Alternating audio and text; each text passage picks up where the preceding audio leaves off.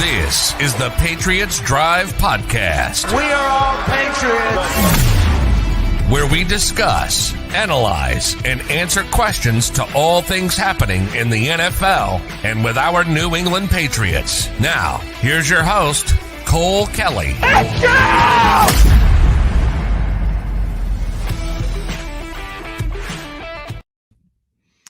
Welcome into another edition of the Patriots Drive Podcast. Sorry for the little delay, guys, but here we are. It's week one, officially less than 24 hours away from the NFL season being underway. Chiefs-Lions to kick it off tomorrow night. Should be a good one.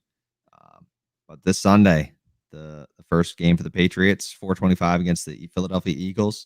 Definitely a tough draw for week one. That's certainly not going to be the easiest game, but it should be a fun one, and Brady will be being honored. He'll be back in Gillette and Foxboro, so that's going to be super exciting. So nothing better than the start of the NFL season. But I'm here with my co-host Jace Campbell. How's it going, Jace? Yeah, I'm freaking excited, man. I mean, we've been waiting for this for a while now. I was just thinking today, actually. You guys know how much I love the draft. We're like as far removed from the draft as we are. If it was like December, we're 5 months. Well, it feels like that was just yesterday is my point, that we just got Christian Gonzalez. We've gone through OTAs. We've gone through everything. We've seen, flashes from some guys, and we're less than 3 days away from kickoff. And, tomorrow we'll get to watch a regular season football game and stuff. I don't know how many of you guys care about the Chiefs or the Lions, but it's regular season football time, and the Patriots are up, and it's going to be a really fun one right off the rip. So I'm excited as heck to be talking about them again, get some score predictions, kind of talk about some keys to the game and stuff like that. But it's just good to have football back. Absolutely. Yeah. And I'm sure everybody will be tuning in. Even if you don't care about the Chiefs Lions, it's week one of the NFL. So I'm sure everybody's going to be tuned in watching. So it should be a good one. But yeah, let's hop right into it. What do you want to touch on first with this Pats Eagles matchup? Yeah, well, I think the big thing we need to talk about, and it's not really in-game related, but Tom Brady's return, right? I mean, the Patriots get to open up week one at home, and we get to have Tom Brady in the house, and we get to, honor him and do all that. And it has nothing to do with the game, but I think it's going to be so cool to see him. The last time he was in New England Stadium was in a Bucs jersey, setting the NFL all-time passing record.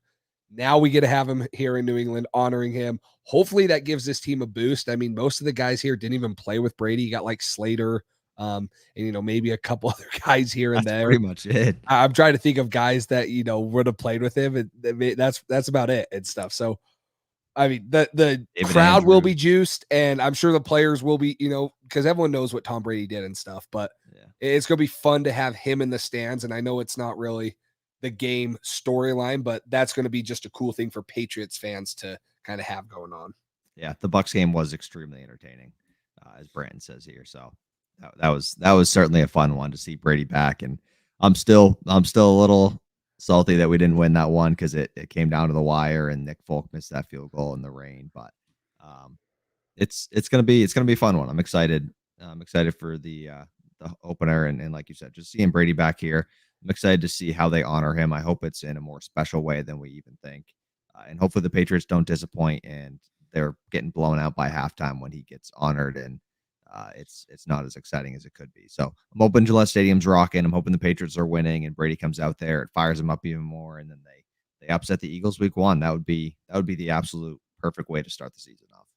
100% it would be. I mean, I can't think of a better way, and I can't think of a bigger opponent for New England. Maybe you could say the Chiefs, right, if you're opening up with them, but to open up week one against the NFC, the defending NFC champions, and a team that's supposed to be one of the best in football, again, that poses a huge challenge for both our offense and our defense. New England's going to get tested right away, and we'll get into some of the keys right here, but this is kind of what you want to see from game one. You're going to see how ready this team is, because I'm not saying Philadelphia is going to be like at the Super Bowl caliber level they were playing at last year at the end of the season, but this is going to be a very tough, probably one of the toughest tests that the Patriots could have week one opening up. At least it's at home. That's the only kind of thing I can think of right now is, hey, we're at home and you get a primetime game, but this is going to be a true test week one. They better be on their A game, or, they're going to drop one at home. And then we all know they have a couple tough games in division after that. Yeah, we'll dive more into detail on it, like you just said, but just kind of generally, the Patriots start off slow. Like Bill always talks about September being an extension of the preseason. That's kind of always how it ends up being for us. We start slow. So this Eagles team, week 1, presents a million challenges to the Patriots that if they can win this football game, it's going to prove a lot of things, a lot of people wrong about this Pats team so far. The Eagles' defensive line is incredible. Our offensive line is the main concern. If they can handle this defensive line, huge check mark and great way to start the season. Mobile quarterbacks. Bill always struggles with mobile quarterbacks. We have a bunch of fast safeties. We have a good defense. If we can contain Jalen Hurts, another big plus. And then all the weapons they have, A.J. Brown, Devontae Smith, Dallas Goedert, DeAndre Swift, especially the A.J. Brown matchup with whoever they end up doing, if it's Gonzalez shadowing him, if it's Jack Jones, which we got to get into that as well. It's going to be a big test. So there's a lot of this is like taking the final of your school class week 1 of the semester when you have kind of think maybe what you're going to be learning, but you're not sure if you really know it yet because you haven't really had much time. But it's going to be a big test. It's going to be a big test for this team. So we'll see how they respond. Yeah, we'll talk injury report and a couple other things coming up here a little bit later. Obviously, it is still a Wednesday, so you don't kind of have the final injury report and stuff like that. Let's get into a little bit of keys to the game. What do you think is possibly one of the biggest keys to the game, either offensively or defensively for the Patriots? Winning at the line of scrimmage. I mean, on both sides of the ball, this is going to be the biggest it factor. The Eagles have, Hassan Reddick had 12.5, 13.5 sacks last year.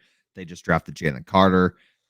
They have Jordan Davis. I mean, their defensive line is disgusting. They're extremely dominant, physical, and can impose their will, on an offensive line. So they can wreck a game. If Mac doesn't have time in the pocket, if we can't get the run game going, it's going to be a problem. So you can't run the things through your offense without having some time, winning at the line of scrimmage, and especially on the offensive side of the ball, but the defensive side as well. You got to win at the line of scrimmage, win at the point of attack, and that's where it all starts. Yeah, mine is very similar to yours. I'm going a couple interesting stats here. 2 of the 4 leading sacks leaders in the NFL last year are playing in this game. You got Matt Judon, who had 17. Reddick finished with 18 on the year. Another thing, you have 2 teams who were very good at getting to the passer. So Philadelphia had a sack on 11% of their dropbacks, or 11% of the passes they faced. New England was second in the NFL with 8.5%. Okay, so you're talking about 2 teams that got to the quarterback a ton last year. The one oddball for me is the Eagles had one of the best offensive lines in the NFL, and the Patriots did not, and they still do not. That is the scariest thing for me, is giving Mac Jones time. I don't know how well this run game is going to get going either. I believe in Ramondre Stevenson and Zeke, but Jalen Carter, Jordan Davis on the interior are going to be a true test for David Andrews, Cole Strange, and Michael Owenu.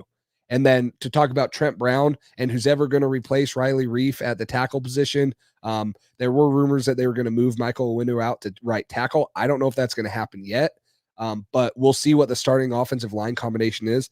That's going to be the scariest thing for me for the Patriots, is how do they establish the line of scrimmage? How do they keep Hassan Reddick, Jalen Carter out of Mac Jones's face and give him enough time to throw the ball? And how do they get the run game going? Because these corners are very, very good also. They have freaking Darius Slay, right, who was great last year. They're going to be able to cover. So if you don't get the run game going and you're just doing true drop back passes and you don't really have play actions that are getting the linebackers to bite, I struggled seeing a way the Patriots can be very, very effective on offense, especially because I think they're going to have to put up points to win this game. I think our defense is very good, but this is one of the best offenses in the league, and we all know how New England seems to kind of struggle with a little bit of a mobile quarterback like Jalen Hurts. So that for me was also one of the biggest points, is how is New England going to handle this defensive pass rush that the Philadelphia Eagles have, because our offensive line is nowhere near the strength or nowhere near as good as what the Eagles is. Yeah, and like Belichick seems to have success against some of these quarterbacks that are like that he hasn't faced before. And Jalen Hurts is still relatively young. Like he's not a seasoned vet in this league. I'm sure Belichick will get him at certain points of this game. I'm sure the defense will get him on some looks, but it's also we still have a young defensive back group. So some of these guys, Christian Gonzalez, Marcus Jones, Jack Jones, some of these guys may not be, especially Christian Gonzalez, may not be extremely ready to throw some crazy coverage sequences at Jalen Hurts. We'll see what they're able to handle, what they're able to throw at him week one. It's wicked early in the season, but also week one, the Eagles could have some rust too. They have a couple changes. Patricia's on the defense side of the ball for them. I think they have a new OC, I believe. They do and DC, right? Because their OC went to Indianapolis. Carolina. Oh, DC went to Carolina. No, I think one of them went to Arizona, didn't he? Isn't Gannett? Yeah, That's what I meant. Arizona. Cardinals.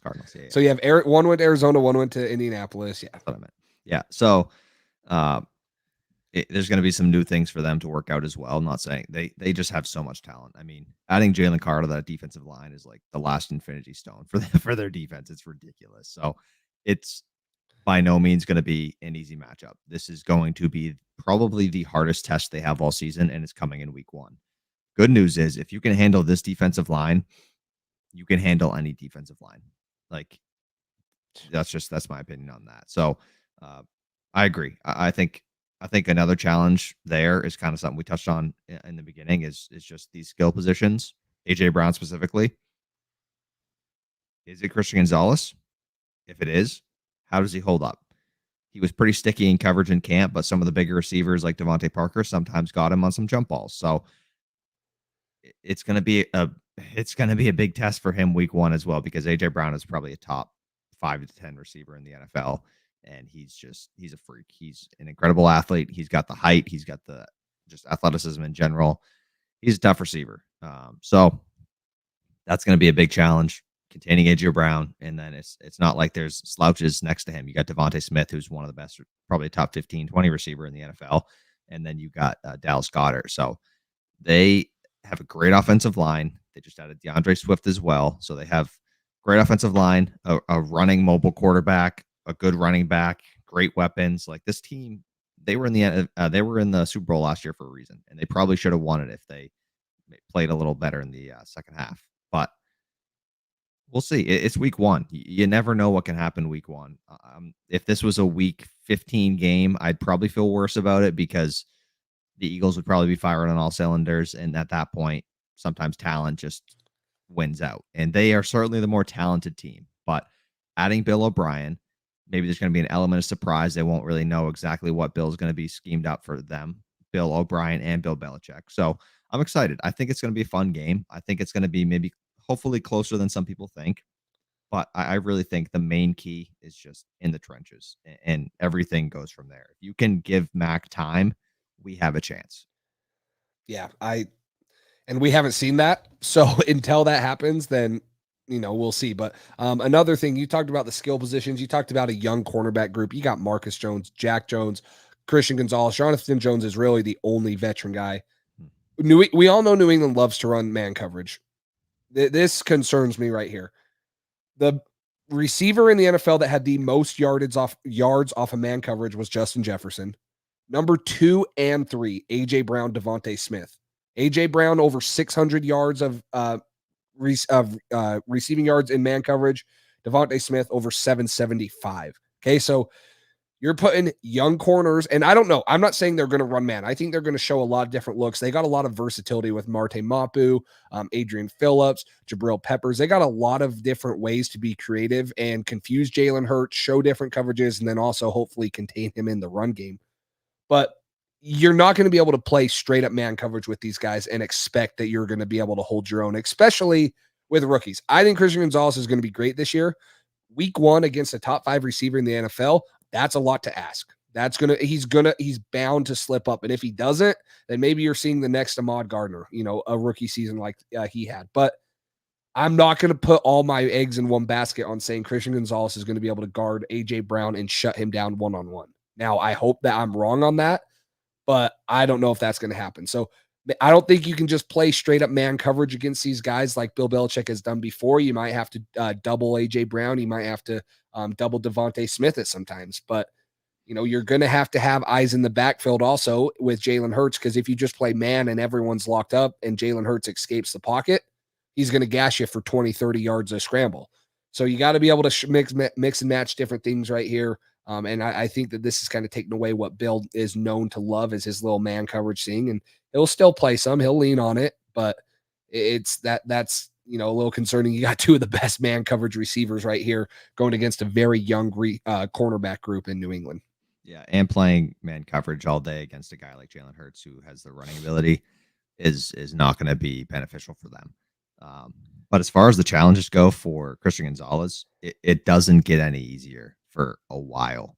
You got AJ Brown, then you got Tyreek Hill and Jalen Waddle, then you got Garrett Wilson, then you got CeeDee Lamb, Chris Olave, Devontae Adams, Stephon Diggs, then you got the Dolphins again.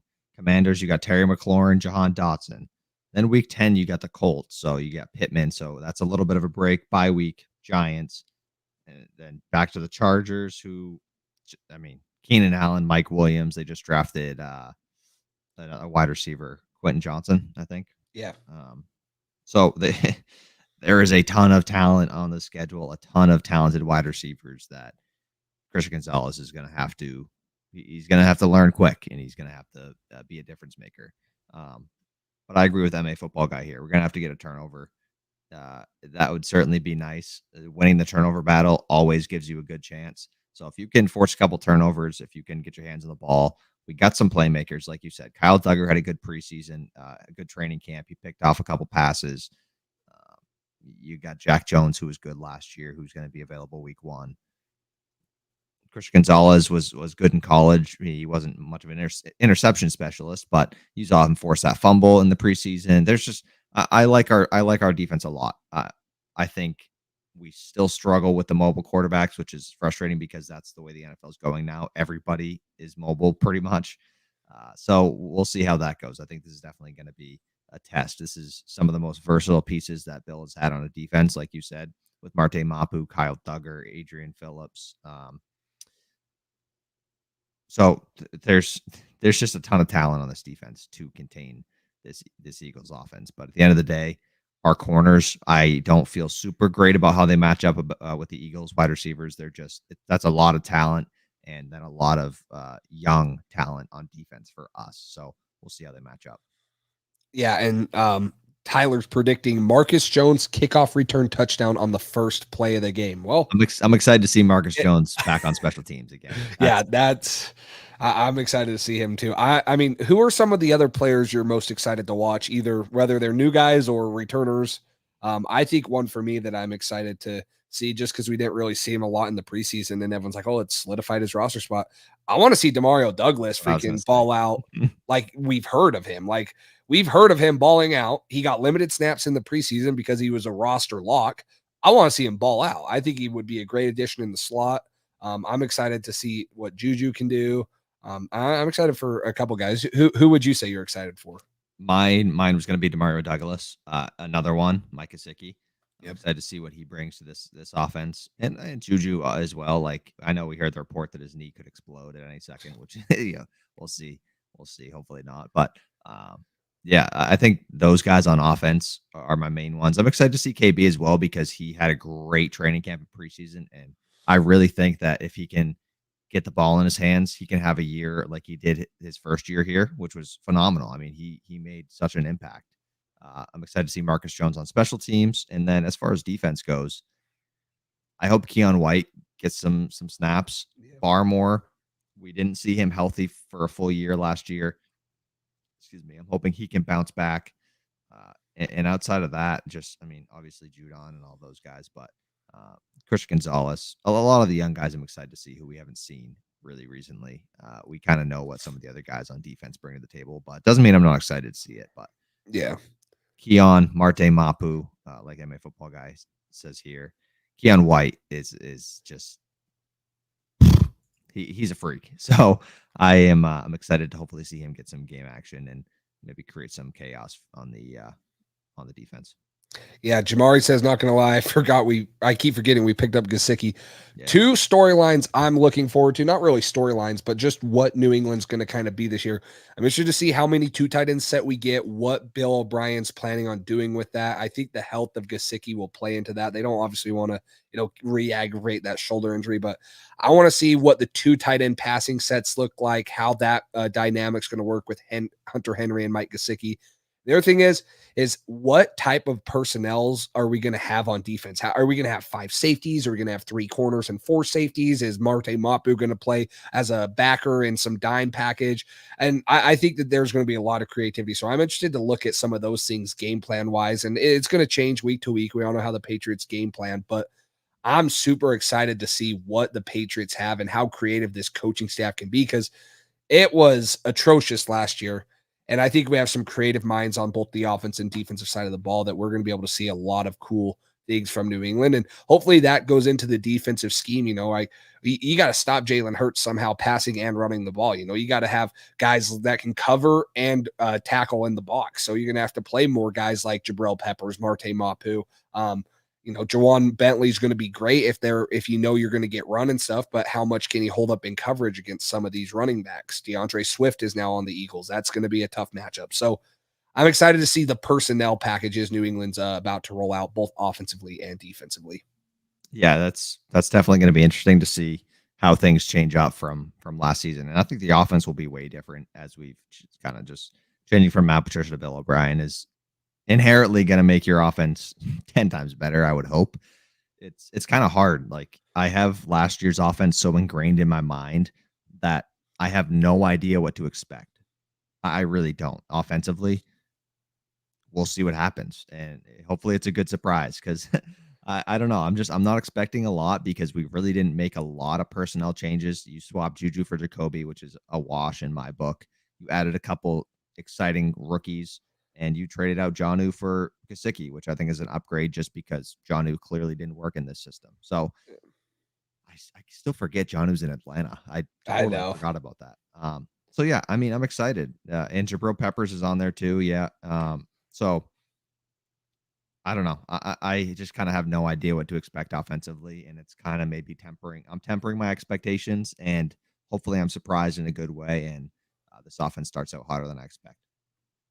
And I don't expect them to be, clicking on all cylinders, but I got to see some life in this offense, or I might just be shutting it off, at some point midway through the second quarter or something.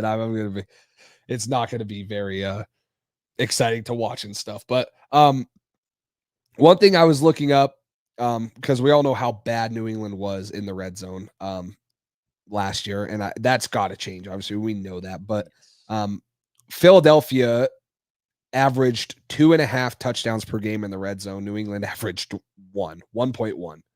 So we know that it's going to be tough to stop this explosive Eagles offense, but New England's got to get in the red zone and score touchdowns, and they got to create turnovers, and then they got to get short fields, and they got to punch those in, because the Eagles offense is explosive. They can score from anywhere on the field.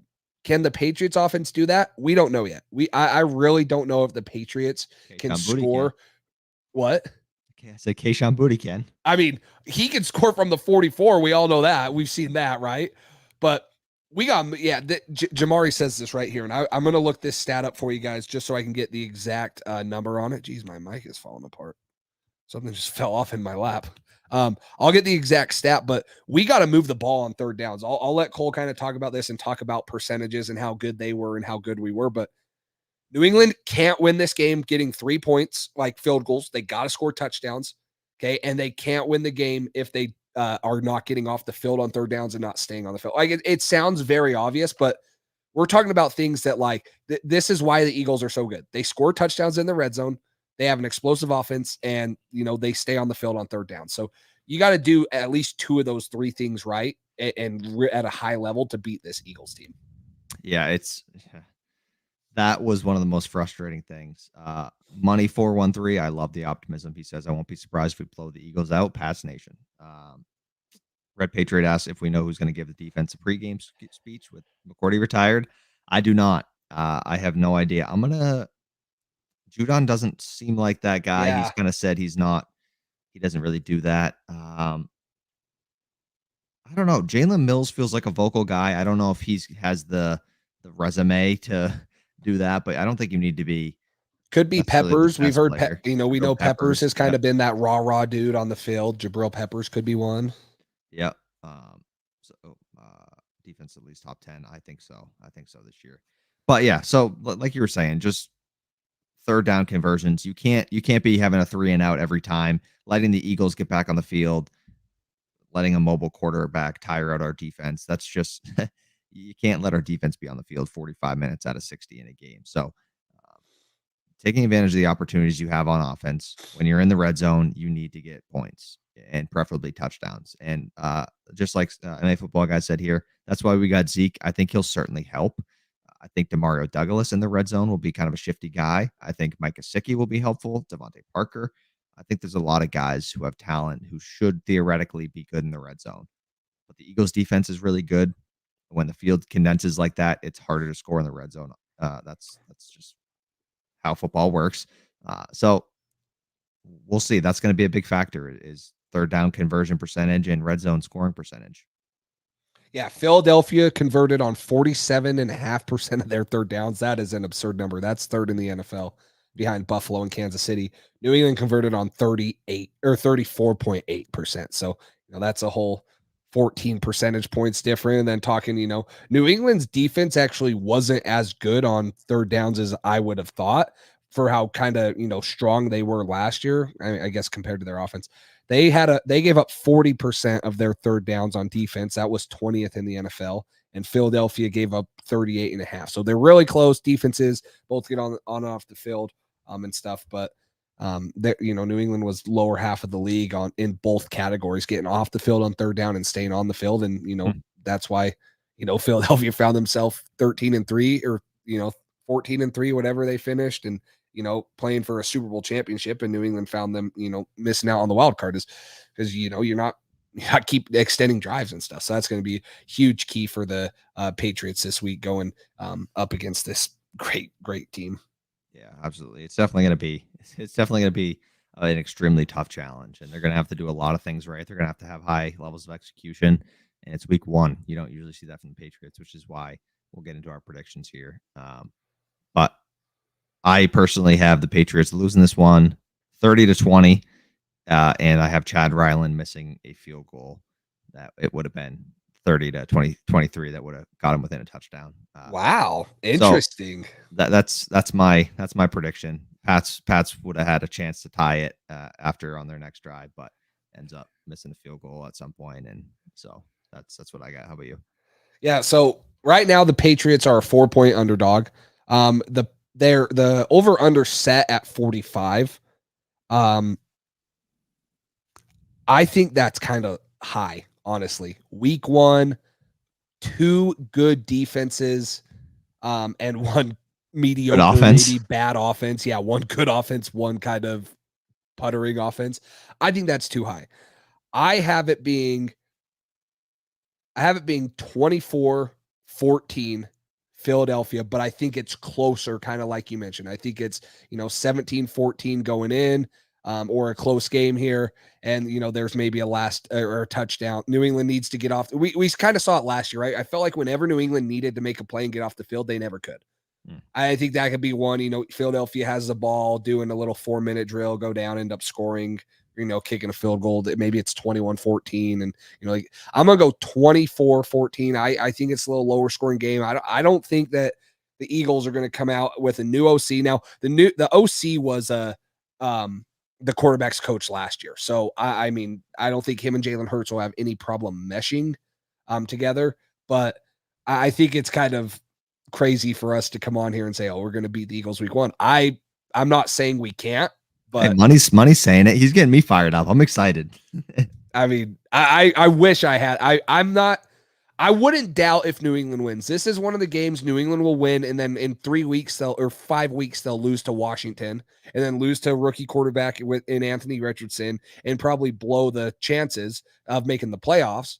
And you'll be like, how did we beat Philadelphia week 1 and then lose to the Commanders and Sam Howell and a rookie quarterback in Anthony Richardson? So it wouldn't surprise me, but I think that this is, tough for New England to win. At least they're at home. Hopefully that gives them some, but I don't know. I don't think that they, there's probably 30 better, maybe 29 better week 1 matchups for New England. And that would be everyone, but probably the Chiefs, maybe the Bills. I'd rather play the Chiefs this week with no Travis Kelce. That's true. If Travis Kelce's out and stuff, and guys like that, maybe the Bengals. I don't know. We played the Bengals pretty tough, but I really think this is one of the worst matchups you could have had week 1 for a struggling offense going against probably one of the best defense. Yeah, just realistically, I think this is going to be a game where they're not going to get. I don't think they're going to get blown out. Like, I don't think it's going to be like just straight blowout from the get-go. I think, like you said, it's going to stay close throughout.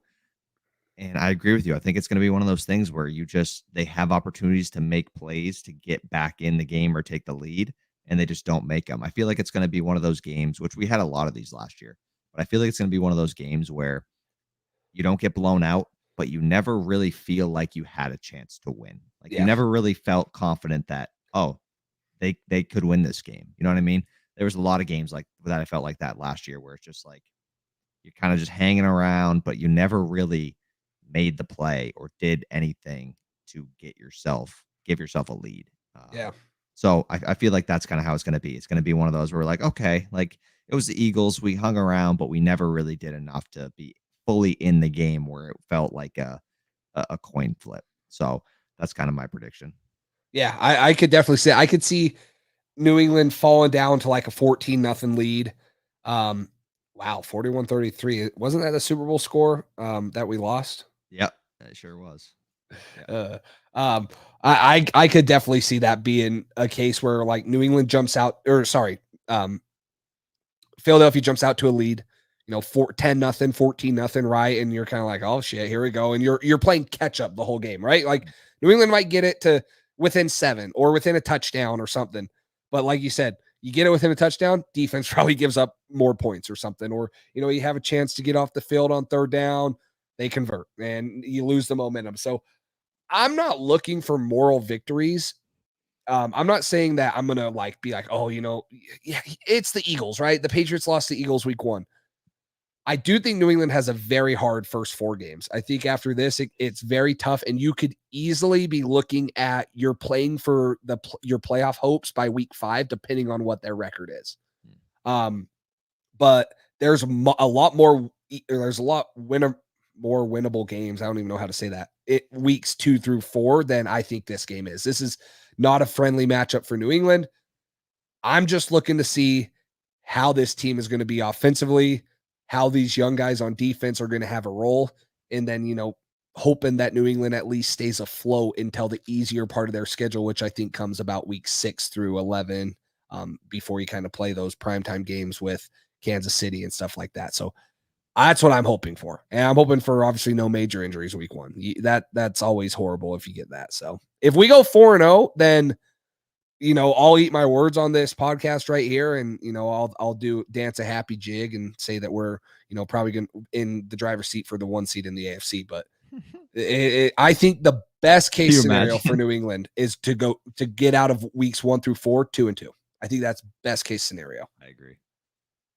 So if you go out, if you get 3-1 or 4-0, you are stoked. But if you get out of weeks 1 through 3 against the Eagles, the Dolphins, at the Jets, and at the Cowboys, at least 2-2, you're in a very, very, very good spot for the rest of the season. Because then you go to the Saints, you play at home versus Saints, then you play the Raiders, and then the Bills won at Gillette, which, the Bills, we don't really know what their situation is. We know they have the talent, but and then the Dolphins, then you got a stretch of Commanders, Colts, Giants, Chargers that you could easily win, Steelers. So I think if you come out 2-2 of weeks 1 through 4 as a New England Patriots fan, you're feeling pretty good.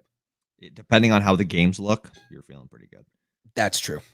But I agree. If you can go 2-2 and the team looks consistent, they're not making mental errors, then they're staying in games against good teams. Well, we'll see how it goes. I mean, we'll see how it goes. I like this. officially continuing tradition. If Mac Jones gets a win, I eat a Big Mac.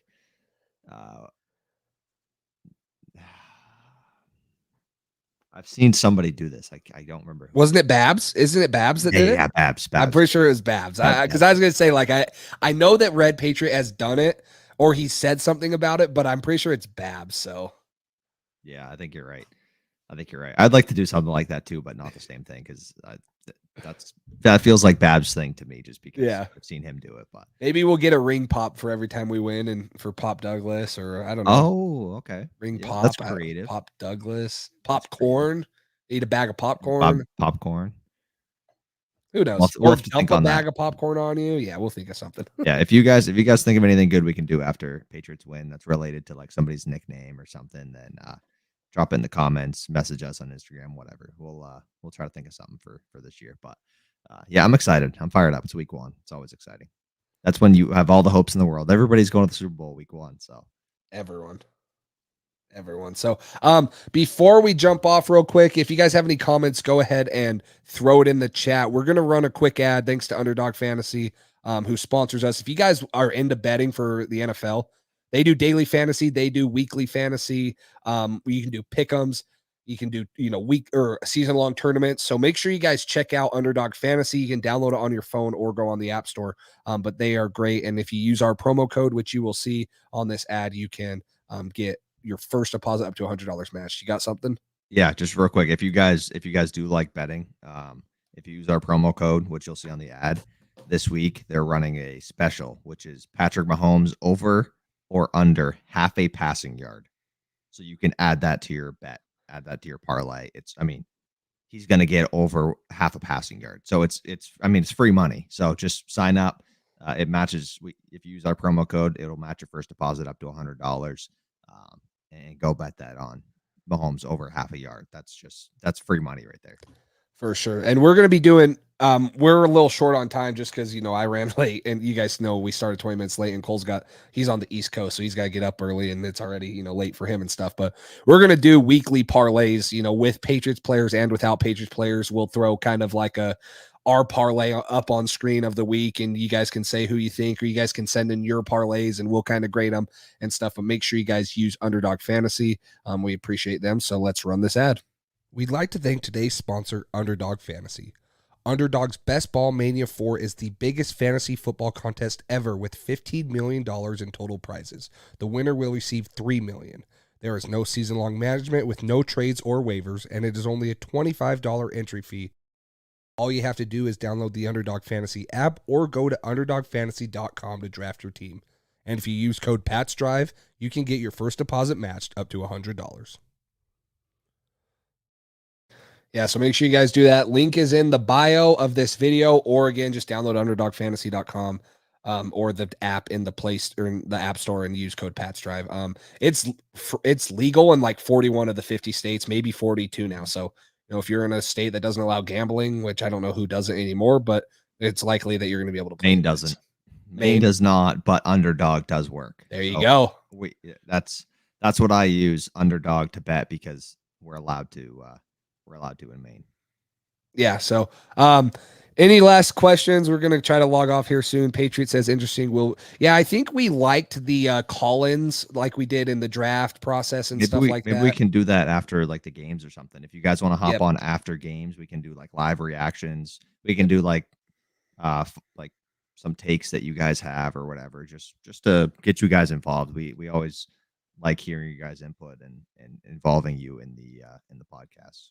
Yeah, I think in our Sunday night post-game show after the game, it would be cool to have you guys come in on the audio, just join in and, kind of like a phone call into a radio show. We'll do something like that. You guys can give us your reactions to the game and stuff, and then we'll talk about it. And yeah, we're always down for letting you guys get involved and stuff. And obviously by downloading the Underdog app and using our code, subscribing, doing donations, stuff, and just, sharing this podcast with other Patriots fans helps us continue to do this, helps us improve the content, helps us do cool things like that you guys want to do. So make sure you guys throw this out. I know that there's a lot of Patriots fans excited about this season. Make sure you throw this podcast out to a Patriots fan, tag someone in the comments, like, subscribe, and, comment down below and stuff so that you can go ahead and get other Patriots fans in here. We see a couple new faces. Money is new. Red Patriot, MA football guy. Obviously, you guys are returners. We appreciate you guys always coming back.